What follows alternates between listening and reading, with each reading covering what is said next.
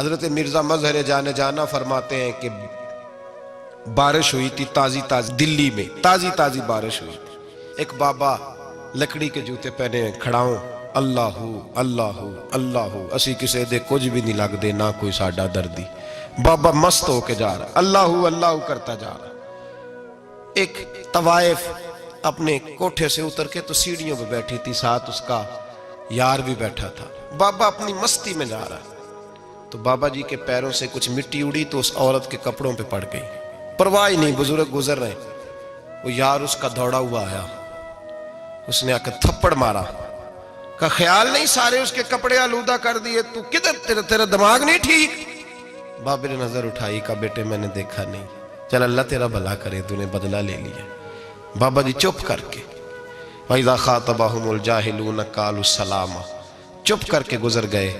ٹھنڈ کا موسم تھا، بارش تازہ ہوئی تھی، حلوائی دودھ کاڑ رہا تھا. اس نے بٹھایا بابا جی کو پھٹے پہ، پیالہ پکڑا، دوڑ کے آگے بڑھا. بزرگ آ گئے، آئیے بیٹھیے. دودھ کا گرم پیالہ شکر ڈال کے دیا. بابا جی نے دودھ پیا، پھر نظر جھکی، پھر رنگ بدلا. کہنے لگے مالک تو کتنا بے نیاز ہے، کہیں تھپڑ مرواتا ہے کہیں دودھ پلاتا ہے. تیری بے نیازی ہے نا، ادھر تھپڑ مروایا یہاں دودھ پلایا، تو ہی جانتا ہے تیرے رنگ کیا ہے. ابھی بابا وہیں بیٹھا تھا، دوڑے آئے پیچھے سے لوگ، شور ہوا. بابے کو دبوچ کے وہاں لے گئے جہاں اس نوجوان نے تھپڑ مارا تھا. کہا تو اللہ کا بندہ ہے، اللہ کے بندے بد دعا تو نہیں دیتے. ہوا کیا؟ کہا تو نے بد دعا دی ہے؟ کہا نہیں دی، بات بتاؤ. کہنے لگے اس نے تجھے تھپڑ مارا ہے، چھت پہ چڑھا ہے، پیر پھسلا ہے، گردن کے بل گرا ہے، منکا ٹوٹ گیا، مر گیا ہے، تو نے بد دعا دی ہے. بابا جی کہنے لگے یار میں نے تو دوسرا لفظ بھی نہیں کہا، بھلا ہو کہہ کے گزرا ہوں، میں نے نہیں بد دعا دی. کہا تو نے دی ہے تبھی تو مر گیا. کہا نہیں دی. کہا بابا تو بزرگ آدمی ہے، سچ بول. تو بابا جی کہنے لگے سچ سنو. پھر میں آ رہا تھا، میرے پیروں سے مٹی اڑی، اس کے یار کے کپڑوں پہ پڑی، اسے برا لگا، اس نے مجھے مارا. جب اس نے مجھے مارا تو میں کوئی لاوارث تو نہیں تھا، مجھے دشمنوں نہ چھیڑو، میرا ہے کوئی جہاں میں ابھی پکار لوں گا، نہیں دور ہے مدینہ. اس نے مجھے مارا تو میں کوئی لاوارث تھا کہ میرا بدلہ کوئی نہ لیتا. اس نے مجھے مارا ہے تو میرے یار کو برا لگا تو اس نے اسے مار دیا ہے، میری تو غلطی کوئی نہیں. یاروں کا جھگڑا ہے، یہ تو دوستوں کا جھگڑا ہے، یہ تو یاروں کا جھگڑا ہے، کوئی غلطی نہیں میری، کوئی غلطی نہیں. خش جنہ قدر نہیں میرا، اے میرے صاحب نو وڈیاں، میں تے گلیاں دا روڑا کوڑا، میں نو محل چڑھایا ہے سائیاں، میں نو محل چڑھایا ہے سائیاں. فرمایا اس نے مجھے لوارث سمجھا تھا کہ تھپڑ مار کے گزر جائے، میرا کو پوچھے گا ہی نہیں. میرے رسول پاک علیہ السلام کے بارے میں رب فرماتا ہے ابھی میں تو تیرے ہوتے ہوئے کافر کو سزا نہیں دیتا کہ تو موجود ہے. یاد رکھیں حضرت فضیل بن عیاض فرماتے ہیں ایک جوان تھا، مسجد میں آیا، لوگوں سے کہنے لگا روٹی کھلاؤ. کسی نے توجہ نہ کی. اس نے کہا میں رب بتانے والا ہوں، میری طرف دیکھو تو صحیح. کسی شخص نے خیال ہی نہ کیا. پھر اس نے کہا یار تھوڑا سوچو. نمازیوں سے کہا، اہل علاقہ سے کہا، انہوں نے کہا تیری طرح کے بڑے درویش دیکھیں. مسجد کے محراب میں وہ رب کریم کا بندہ انتقال کر گیا. جب فوت ہو گیا نا، لوگوں کا مزاج ہے، بیمار کو دوائی نہیں دیتے، جنازے پہ وقت پہ پہنچ جاتے. جب کوئی گر رہا ہوتا ہے تو سہارا کوئی نہیں دیتا، جب کوئی گر جاتا ہے، ٹانگ ٹوٹ جاتی ہے تو تیمارداری کو زمانہ پہنچ جاتا ہے. اور بزرگ وہ نوجوان اللہ کا نیک بندہ مسجد کے محراب میں فوت ہو گیا. حضرت فضیل ابن عیاض کہتے ہیں امام صاحب نے اعلان کیا چندہ دو، کوئی لاوارث فوت ہو گیا، کفن دینا. چندہ کٹھا ہوا، کفن خریدا، جنازہ پڑا. عشاء کے بعد دفن کر کے آئے. فجر کی نماز کے لیے جب امام اور مؤذن مسجد میں آئے تو چیخیں مارنے لگے، تڑپنے لگے. دور دور تک آوازیں پھیل گئی، دنیا دوڑی آئی. کیا ہوا؟ کہنے لگے وہ جو تم نے کفن پہنایا تھا وہ یہاں پڑا ہوا ہے، اور دیکھو کفن پہ تحریر لکھی ہے. تحریر کیا ہے؟ عرش کے مالک نے فرمایا میرے دوست نے روٹی مانگی تم نے دی نہیں، اس نے تمہیں میرے قریب کرنے کے لیے اپنی طرف توجہ کرائی، تم نے کی نہیں. اور میرا یار تمہارے کفن کا محتاج تھا، سنبھال کے رکھو اپنا کفن، میں نے اسے جنت کا لباس عطا فرما دیا، سنبھال کے رکھو. یہ کوئی لاوارثوں کا ٹولہ ہے؟ یاد رکھیں جو وارث والے ہیں، وارث والے ان کا رنگ اور ہے، جو ماننے والے ہیں ان کا مزاج اور ہے۔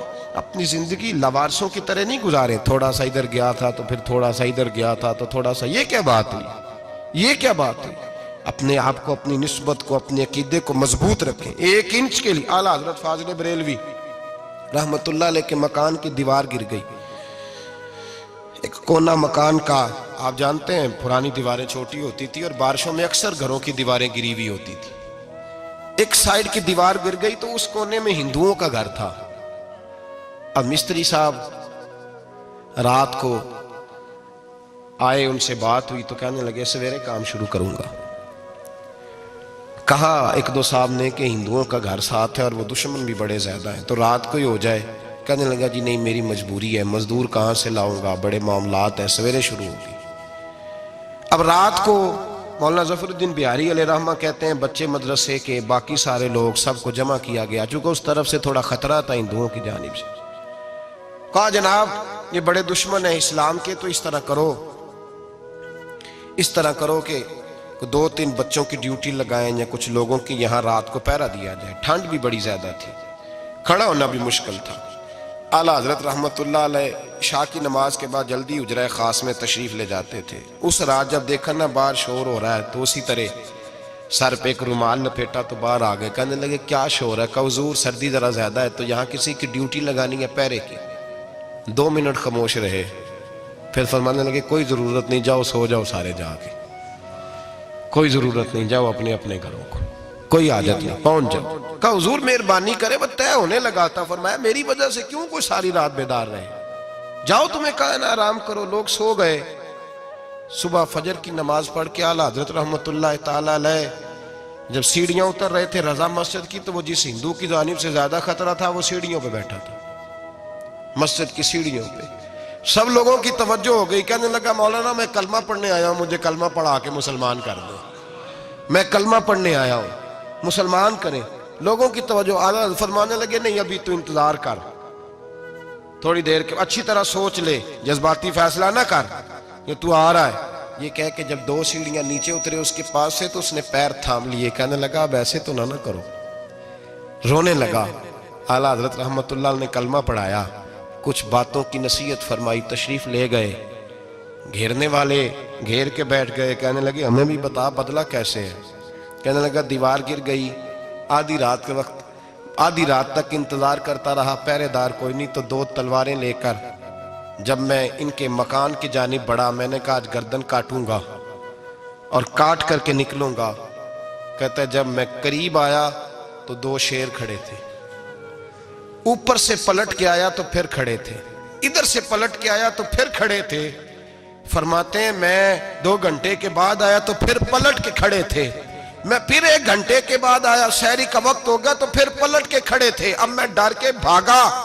کہتے ہیں فاضل بریلوی نے اپنی کھڑکی سے منہ باہر نکالا، کہنے لگے اور کتنا تجربہ کرے گا، مجھے تو لاوارث سمجھتا ہے، لاوارث ہوں میں، اور کتنا تجربہ کرے گا، بس کر مان جا۔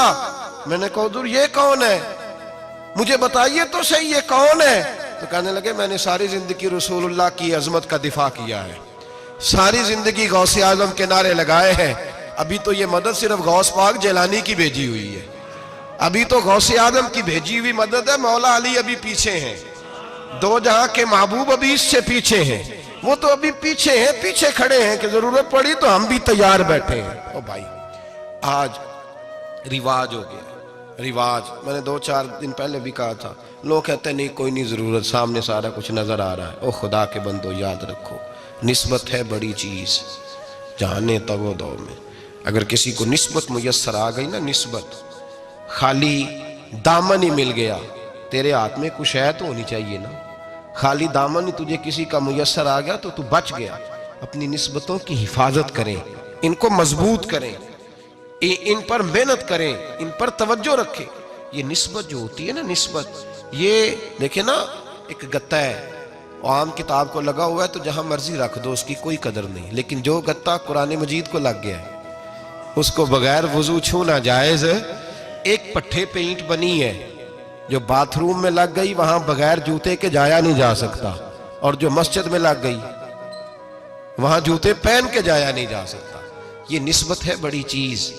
اگر میسر آئے نصیب ہو اپنی نسبت کو مضبوط کر کے رکھا کریں, اس کی جولانی کا مظاہرہ کیا کریں. اس نسبت میں روز توانائی آنی چاہیے.